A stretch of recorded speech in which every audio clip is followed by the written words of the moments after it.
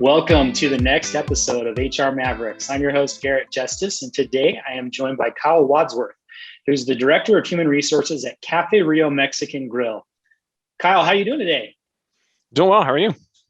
Great. It's so great to have you on the show today. I'm really excited to dive into our topic today. But before we do, give our listeners a little bit more context on who you are and who Cafe Rio is if they don't know it. Yeah, so Kyle Wadsworth, you got my name right, my title's right. So I support recruiting, benefits, compensation, payroll, and then a lot of HR related stuff for Cafe Rio. Cafe Rio is its Mexican Grill.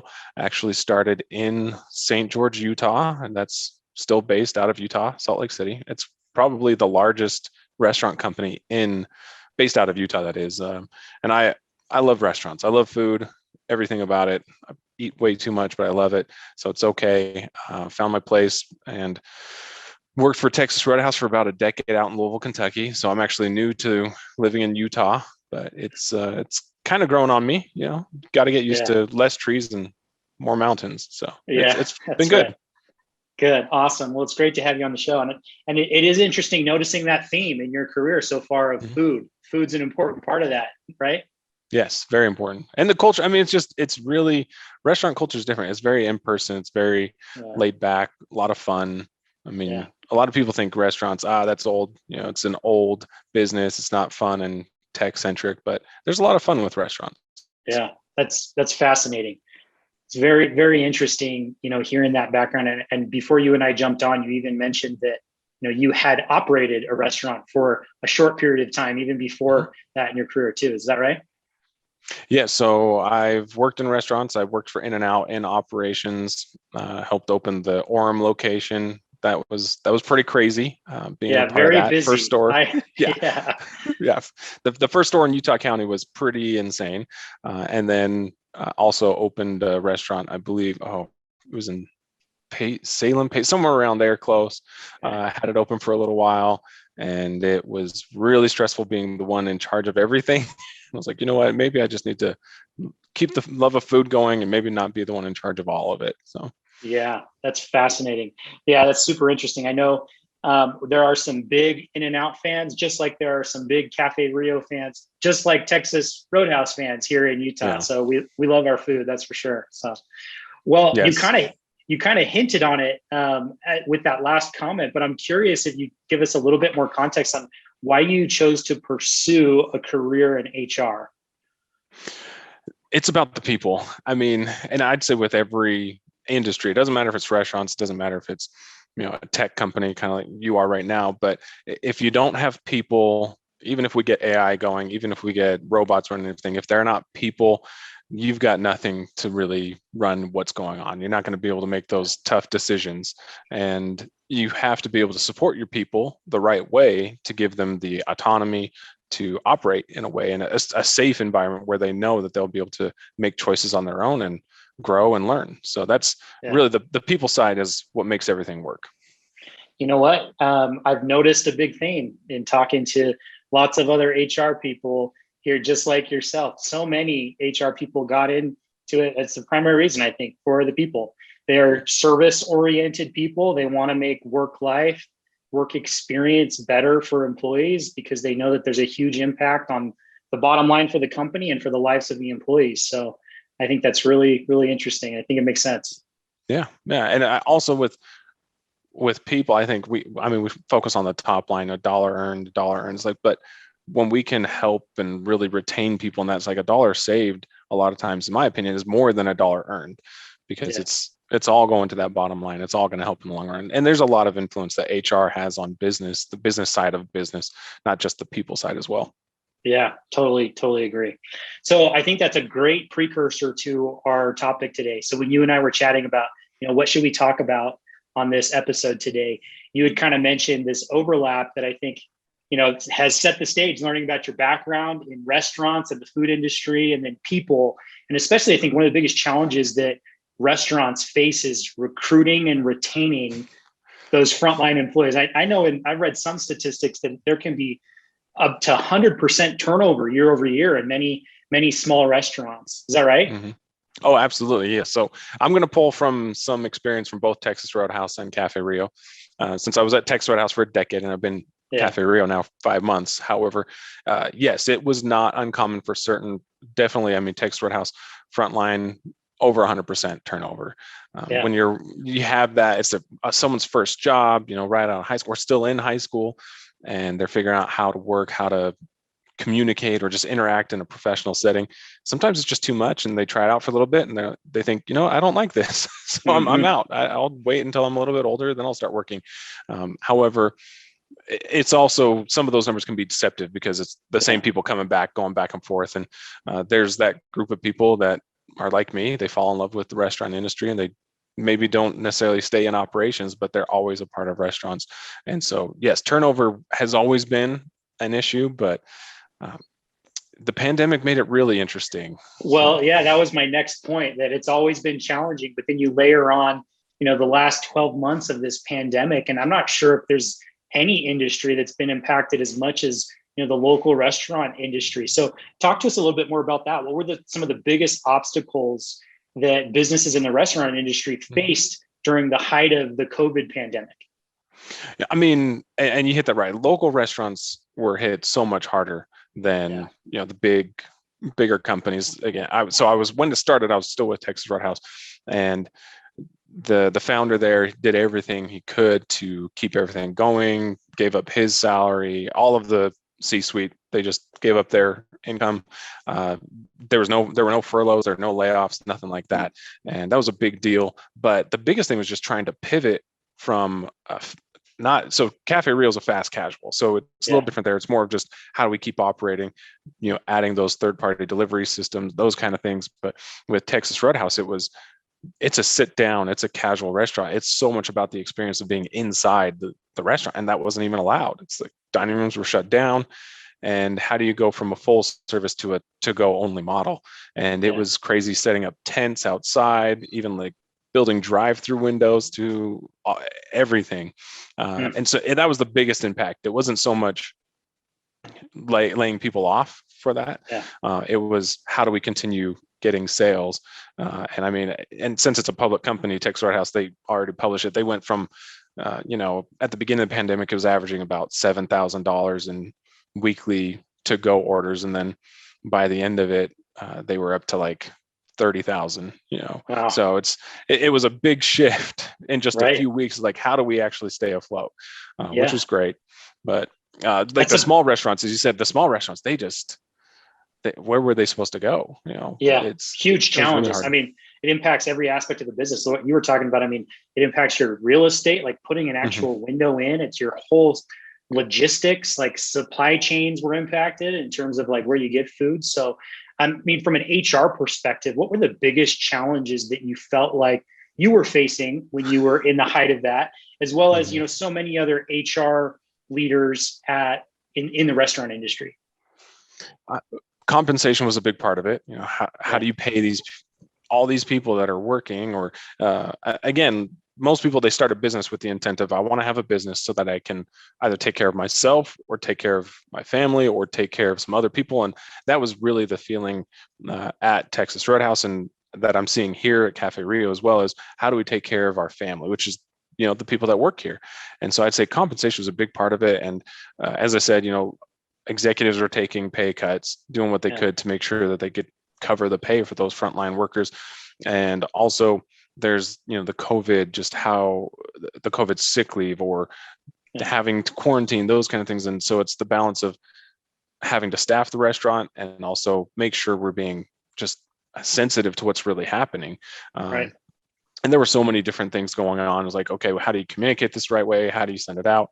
And just so many different versions of going through. It's like, we can do this, and just finally deciding on something. Okay, let's go. We're going to send $200 to everybody, just because, to every single employee in the entire company. And it makes a difference for them, because they think, not only am I getting my paycheck, but I'm getting extra during this crazy time. Yeah, that goes a long way. It's cool hearing those stories about, executives going without pay and companies, being able to do things like that and really focused on taking care of their family, their employees. So that's great to hear. So, I mean, it sounds like there were just a whirlwind of challenges. I'm sure that many in the restaurant industry have felt the same thing. Luckily, in most places, we're seeing, the effects of the pandemic subside a little bit. Things are getting a little bit more back to normal. Mm-hmm. At least that's the case here in Utah. So talk to me a little bit more how through that shift that has happened, what are the post-pandemic obstacles that are facing the restaurant industry right now? So it's the new pandemic, which is staffing. And well, I'd say there are kind of two pandemics. There's a little bit of mental health. Well, maybe not a little bit, but a lot. I mean, people have been stressed out for a long time, and then the pandemic just added to that. And having, again, you make sure you're just sensitive to what's going on in everybody's lives, but then just hiring, trying to get people to come back. Just last week, we had someone say, yeah, I don't want my kids to work. And for the restaurant industry, again, you have 16, 17, 18-year-old kids that are starting their first job, and their parents are saying, I don't want you to go back to work yet. And we're still a year out of the pandemic at this point. So that is the biggest thing right now. The biggest challenge is revenue or sales are going up a ton, and lots of people are feeling comfortable to go out and eat and get back to somewhat of a normal life. But how do you meet that demand when you can't supply the people? Back to the original part of our discussion is, people, that's the central part. And if you don't have someone there to roll a burrito or make sure you got the beans made, all of that stuff, it's how are you going to be able to provide the service that people have been used to before all of this happened? Yeah, that's so interesting. And so I want to double click on that. Like, tell me a little bit more. What has Cafe Rio done? What have you and your team done to really address some of these obstacles that you're facing with hiring and retention? Like, what's working? What isn't? Mm-hmm. And it's really throwing everything at the wall, seeing what sticks and some point. So we have we have 138 restaurants right now. And what we'll do is we'll pick one and we'll just throw everything at it. It's like, okay, we're going to put new signs up. We're going to put, this is the exact amount of pay, what we pay. We're going to do grassroots, go around to places. And I mean, we're also always careful if we go into another restaurant and talk to people just to really brainstorm. Like, what are you seeing trouble? Are you able to hire? And do you have people that need more hours? And if they do have people that need more hours, they can come work over here, get more hours. And so kind of swapping employees, because back to that is the people that are working are the ones that are really wanting to work. And so we've done, set up booths out front of grocery stores and just handed out chips and salsa. We've done a hiring fiesta, through it, and just went around and handed out flyers all over and got people to show up and gave them free food. It's again, food is a lot of what we do, handing it out, but it's radio ads, things that we never thought we would really try. And we're trying everything just to see and then track and see how many applicants we've gotten and how many of those have turned into hires and how many are still sticking around. So it's just constantly changing, really, is what's going on. So it sounds like testing and learning and then tracking the progress of each of those things, so you can kind of compare, and know what to invest more into and what to move away from. Is that right? Exactly. Yeah, I would say always track everything. That's nothing I always try to push, is the analytical, or just the analytics of all of it, because I think a lot of times in HR we kind of get lost in, hey, I'm taking care of somebody. It was but can we quantify how we're taking care of them? And I always think of the book Work Rules, and the head of HR for Google, and talking about track everything you can, because if you don't track it, you don't know if it's working. And that's what we're really trying to do, is pinpoint as much as possible who's applying, why are they applying, and who are we finding a good fit with. So it does come down to, though, building those partnerships and helping the GMs in our stores understand how important it is to do the recruiting themselves as well, not just depend on the HR department. Yeah, that makes sense. Back to the tracking piece, it just reminded me of a previous episode with another HR leader, where we were just talking about how do you elevate the perception of HR, especially with the C-suite at your company. And I think that's a key piece of that, right? Being able to track and show the progress of your people and the impact that they're having is a key piece of that. So yeah, very, very interesting. So I know it's early, you're still testing a lot of these ideas, but what has worked the best for you so far? What are the early indicators? I mean, really just getting out there as much as possible for Yeah. restaurants, at least, because it is so face to face. You've got to get out there, show them, hey, we've got the hours, we're busy. Because back to my restaurant experience of owning my own restaurant, there's nothing worse than working in a restaurant and not having anyone come in. So Yeah. yeah, it's like when you're working there, you're just like, okay. So and that's another hard part of the pandemic, because you couldn't have people come in, but just going out, talking to people, seeing what's going on, that has really worked the most. And just trying to get out into the community as much as possible, I think has been the best, because everybody's got now hiring signs up. Everybody's got a posting online. Everybody has Facebook ads going. Everybody, like, you can spend a ton of money on marketing, on social media, whatever you want to do. However, there's such a limited reach that way because it's so saturated. And I just tell people, like, especially for small business, if you're one restaurant owner, get out and talk to the people around you and see what's going on, and see what you can do different. Because if they can see who you are and they know who they're working for, it's a lot easier to make that connection. Yeah, I love that. I think that's excellent advice. Is there any other advice that you'd offer, other restaurants who might be facing similar hiring and retention obstacles? I mean, you got to focus on the people you got too. I mean, don't get too caught up on getting that next person hired or who's next in line, but always take care of the people that you have and make sure you're recognizing them as much as possible, because they'll notice if you start bringing in new people, if you're paying them more it's just getting competitive with compensation. So you got to definitely make sure that internal equity is there. Yeah, there's two sides of that, right? It's the recruiting, and it's also the retention that we talked about. And I think that right now it's probably really easy for small business owners, restaurant owners, or managers to get so caught up on the challenges with recruiting that they might, forget about the retention piece. How do you take care of your people? So I think that's really smart to make sure that you have a really balanced attack there. So what types of things would you recommend when it comes to a retention standpoint to help existing restaurant employees feel valued and want to stick around? I'd say the biggest thing is talk to your people. I mean, they're going to have ideas if they feel like they're valued. Go back to the Q12 Gallup survey, use those questions. I mean, everyone uses them. They just reword them a little bit, fits their culture. But those are used over and over so many times because they really work. Do you have a friend at work? Do you have the tools you need? Make sure you're taking care of your people. Do they feel valued? Are you giving them an opportunity to grow, especially now when it's so stressful? It's giving them an opportunity to get away from work as well. And restaurants, it's hard because it's so short staffed. People are working 90, 95 hours a week. And it's like, are we just burning them out to where they just totally give up? So that's the biggest, is like, make sure you're giving them time to relax, I think, is the big thing right now, so they can take care of themselves. Yeah, that's excellent. It's a hard balance to strike, I think, with lots of businesses right now, but I think that's absolutely right. You take care of your people first, and then they'll take care of your business. So that's great. Okay, I want to shift focus a little bit. I know not all of our listeners work in the restaurant industry, right? But all of us are guests or diners at restaurants at one point or another. So what would you say to guests or diners at restaurants during this staffing crisis that so many restaurants have? Like what advice do you have for us as consumers who are going into those restaurants?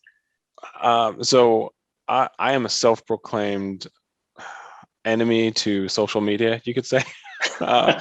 Maybe it's because I'm in restaurants, and you just always get somebody on there that's like, oh, I had the worst experience ever. I'm never going back to this place. And everyone jumps on. It's like, yeah, it's horrible, whatever it may be. And that's what I would say is, like, think of how stressed you are right now. Think of how the pandemic's affected you before you blast some 20-year-old employee at a restaurant. And I mean, and those small restaurants, they're the ones that are really struggling. They have such a short staff, and just be considerate. I mean, restaurants always appreciate the business, and very grateful for anyone that comes in, and always happy to have a guest. And let's all be mindful of the fact that they're working on maybe 25% staff, what they're used to. So I mean, quite literally, people are working 31 out of 31 days of the month. 15 hours a day because there's just not enough people. And you Yeah. got to think, it's like, how would you be acting if you were that way? Would you be able Yeah. to get every single order right? Would you be smiling 100% of the time? Yeah. But we're just so quick as the consumer to just like, whoa, that wasn't perfect. Yeah. I'm out of here and I'm going to tell everybody about it. So Yeah. let's all just practice. And that's not just for restaurants. I'd say it's for any interaction we have as we're getting back out into the world. Let's try to make it a nicer world. I agree, man. What great advice. I think that, just having the context of what's going on behind the scenes a little bit. I think this has been a really insightful episode I know it has for me, and I hope for many of our listeners. Just, we know that the restaurant industry has been challenged like so many other industries too, but just hearing some of the specifics of the context behind it, it makes a lot of sense, can help us hopefully all be a little bit patient, a little bit more patient, and pass feedback along in the right way, right? Instead of just the social blast, right? Because I think that feedback is important sometimes for, managers of stores and people at the corporate level to get, right? But it's the right way to go about doing it so that it actually is received and something happens from it. Is that right? Absolutely. I would much rather have someone, talk to a manager or even talk to me, reach out and say, hey, this happened. I'm like, you know what? Thank you so much for letting me know. I appreciate it. We're all working really hard. We want to do better, but yeah, just there's no solution just blasting on social media. It just, yeah. Good. Well, I appreciate the advice there. I think that's great. I'm going to do a little bit better, and hope everyone else does, just being more patient, as we go throughout all these other local businesses that we're interacting with. So, man, this has been awesome, Kyle. Really, really appreciate it. Last question I have for you is a little bit different, but it's a question I really like to ask, a lot of our guests on the show is, in your opinion, thinking broader, what is the most underrated tactic to improve HR processes or employee experience? The underrated tactic, I would say, are we talking just specifically in HR, right? Yeah. I would say, man, back to what a little bit tracking everything. We've got to be better as HR professionals of using analytics. It's just, the more you track it, the more we see results and the more we influence towards taking care of our people. Because if we just again say, hey, so-and-so feels bad, or hey, so-and-so feels great, that's just so anecdotal that it doesn't go far. But if you can say, look, we've been testing this and these are the results in these locations, or we've seen an increase in sales, we can draw it back to how we've been treating our people, then that is, I'd say, the most underutilized part of HR right now. Is we just really struggle in tracking information. We're just get so caught up in taking care of the people instead of actually seeing how we're taking care of the people. Yeah. It's the qualitative plus the quantitative is when it gets really powerful, right? Yes. Great advice. Well, Kyle, this has been so great again. Really appreciate you taking the time to join the podcast today, and wish you the best and all of your employees there at Cafe Rio the best, and everyone else in the restaurant industry. Hoping we can continue to come out of this strong. Yeah. Thanks, Garrett. Thanks. Have a great rest of the day. All right, you too.